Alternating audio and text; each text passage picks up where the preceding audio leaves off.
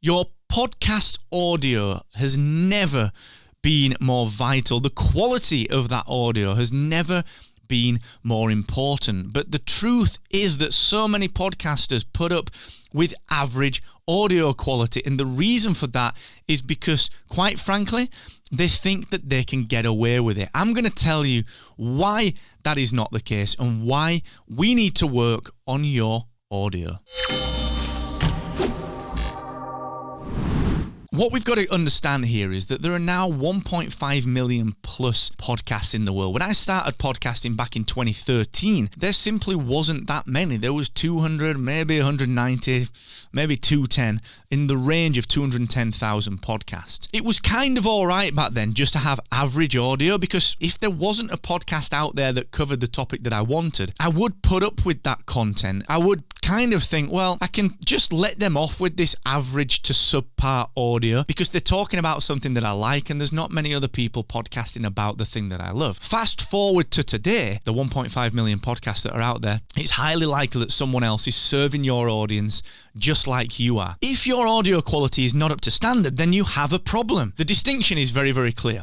You have to be absolutely positive that you are continually tweaking, upgrading, and making sure that your audio is at the highest standard. And I'm always doing something with that. You know, I'm always tweaking that. I'm here in the Rebel Base Media recording studio, and I'm always tweaking and updating the sound. You know, from the intro music, we used to include the intro music, for example, on our YouTube videos, and we don't anymore because we tweaked the quality of the audio. We got feedback from the audience on YouTube that they didn't want that, whereas the audio version, the podcast version, they do want that. You have to iterate and become very clear on what you're doing. The other thing that I want you to understand is that iteration just means listening back to your audio and making sure that you are providing the best quality audio, to making sure that you are acutely aware of some of the gaps in your quality. Now, I'm using this Heil PR40 microphone. I've also got a Rode PodMic, a Samsung Q2U, an ATR 2100.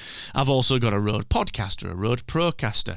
I've got so many mics knocking about, and the reason for that is that I'm always trying to optimize. I'm in a very fortunate position that I get sent microphones, I get sent podcasting equipment just by virtue of what we do for a living, and we get to review them and get to use them. I know that you might not have that luxury. What I want you to do is take that idea and transpose that. How can you listen to what other people are doing using different microphones? Can you listen to other podcasts about podcasting to listen to what mic recommendations are out? Can you take free courses that are in places like podcastsuccessacademy.com and start to measure microphones out? Can you go to the right place, to the music shop, to the audio shop, to wherever you get your music and your audio equipment from, and go and test some microphones out? Don't settle for the first thing that someone tells you to buy online. A friend of mine, Mr. Aaron Mankey, who runs the Law podcast, I've been very fortunate to get to know Aaron over the years at podcasting events. We have back and forth on Twitter as well every now and again in public, and it's really good to see because Aaron is such a successful podcaster. He always says, whenever I tweet something about marketing a podcast, he'll always retort with, the best marketing for a podcast is quality audio. You know, this is Aaron Mankey, who writes a narrative podcast, and it's so fantastically done.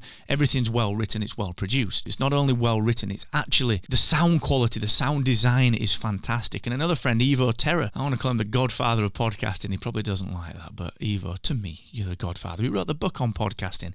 He's always telling people, major on your audio quality. You have only got 30 seconds to capture someone's attention on a podcast. If your audio quality isn't good enough, if you're using an iPhone headset, some AirPods, or an inbuilt microphone in your computer and you sound like you're underwater or you're in a big, old, cavernous, reverb-filled room, that's not going to be good enough to tempt people over into being a quality long-term listener and ultimately to become a fan and an advocate. So it's on you. You know, your content is great, I'm sure, but we can't be arrogant enough to think that our content alone will keep people listening. Your audio quality today matters more than it ever has because we are in the realm of millions of podcasts and other people are entertaining and educating your audience just as well as you are with the content. So make your quality stand out.